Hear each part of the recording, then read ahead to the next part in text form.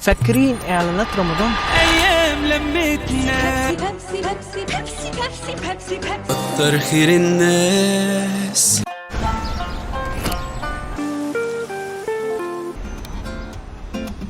ما تقولش لا.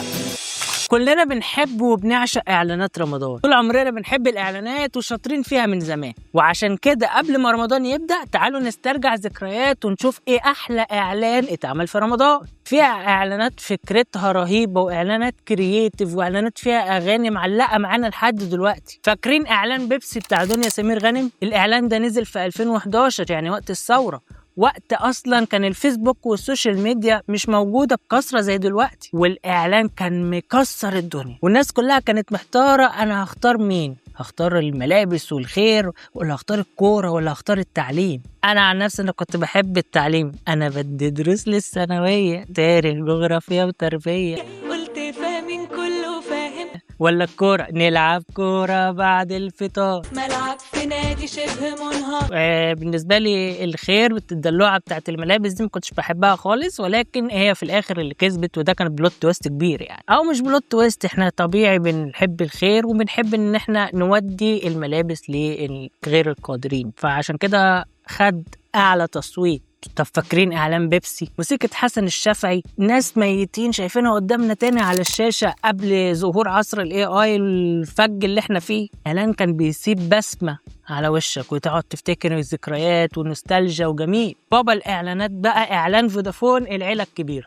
حالا بالا انا طالع وشيلوني كنافه انا ما خدت. وشاوت اوت للمعلم هشام عفيفي اللي لحد دلوقتي بتفرج على الحلقه بتاعته بتاعت التحليل الاستراتيجي. انت متخيل هذا الكم من النجوم بيغنوا اغنيه كبيره اتعملت زمان زي الليله الكبيره بطريقه جديده، واللي هي العيله الكبيره. الاعلان ده نزل في 2016 ولحد دلوقتي الناس لسه بتغني الاغنيه بتاعته، وبرده بعد مرور 10 سنين لحد دلوقتي محدش عارف شيرين بتقول ايه. بمناسبة الكلام فلما هناخد سلفي نقول البرنس بقى ملك النوستالجيا، اعلان معمول ب2 جنيه وربع، لدرجه ان هم حتى ما كانوش لاقيين كرسي يجيبوه لعم اسامه الهادي.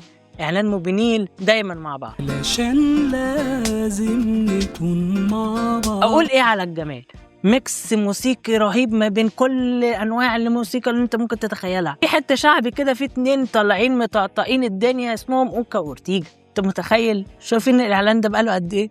احنا كبرنا ولا ايه؟ والحته الراب دي انا بعشقها. طب فاكرين اعلان الدندو؟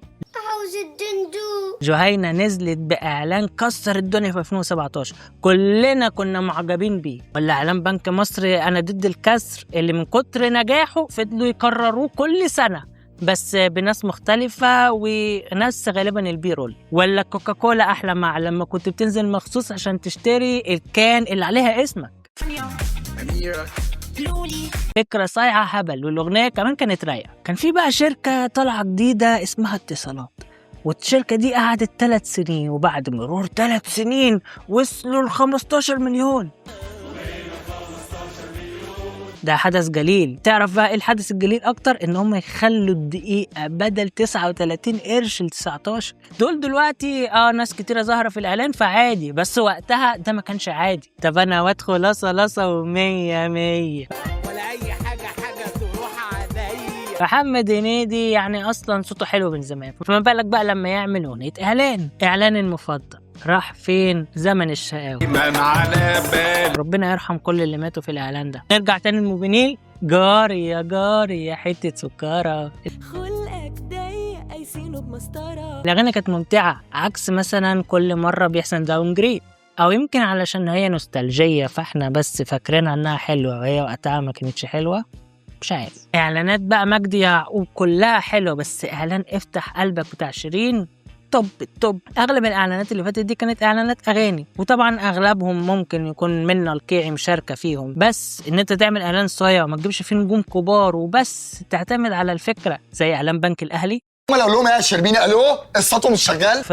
فريسبكت لحد دلوقتي لسه بنشاير ميمز منه. ياسمين عبد العزيز الو ازيك يا يعني كده ياسمين عبد العزيز في الاعلانات ما تتوصاش، فما بالك بقى لما تعمل اغنيه وتبقى ترند. طب تخيل ان انت في الاخر محدش بيعمل لك حساب، كلنا رؤوف، كلنا احنا معاك يا صاحبي، كلنا وراك، من شدة نجاح الإعلان بعد كام سنة رجعوا عملوا نفس الكامبين تاني. إعلان شريهان اللي كان فيه استعراض وفيه أغنية وفيه تصوير رهيب وحقيقي كان إعلان تحفة. طيب عمرو دياب عمل أغنية مع فودافون، عمل أغنية تاني مع فودافون، عمل أغنية تالت مع فودافون، وعمل أغنية رابعة مع فودافون. انت بقى قول لي في التعليقات ايه أحلى أغنية من دول. بصراحة كلهم ملهمش حل. ممكن تستبدل واحدة بالتانية عادي، او كلهم فيهم حتة من بعض، بس كلهم حقيقي حلوين. طب اعلانات فريش وروبي، احنا فريش وفرافيش، احنا فريش يحب يعيش. طب فاكرين اعلان كرانش؟ ايه ده، انت بتاكل سكنشايزر ده جميل. بسبب الاعلان ده الراجل اتشهر وبقى يعمل حاجات كتير، وحقيقي الناس اللي كانوا فيه عملوه بإتقان قوي. دحلاب. اختتم بقى باعلانات القاهره والناس. القاهره والناس زمان ما كانتش قناه شغاله 24 ساعه، كانت قناه بتفتح بس وقت رمضان. وحقيقي انا كنت بستنى قبل رمضان بكام يوم لما تشتغل بس عشان اشوف الاعلانات بتاعتها. يا لهوي على الكرياتيفيتي اللي فيهم. اخص بقى بالذكر الاعلان بتاع حمزاوي لما كان بيطلب اسبريسو. واحد تاني. يا رب على العظمه. من وسط بقى كل الاعلانات دي قول لي انت في التعليقات ايه اكتر اعلان حبيته. انا عن نفسي اعلان دنيا سمير غانم اللي ابتديت بيه لحد دلوقتي بسمعه، وحقيقي من اكتر من 15 سنه ولسه عايش. دي حلقه خفيفه كده قبل ما رمضان يبدا والمسلسلات. ما تنساش تعمل لايك وشير وسبسكرايب وتابعني، يعني ان احنا ان شاء الله هنغطي كل مسلسلات رمضان بعون الله، فاتاكد ان انت مشترك واشوفك الفيديو الجاي. سلام.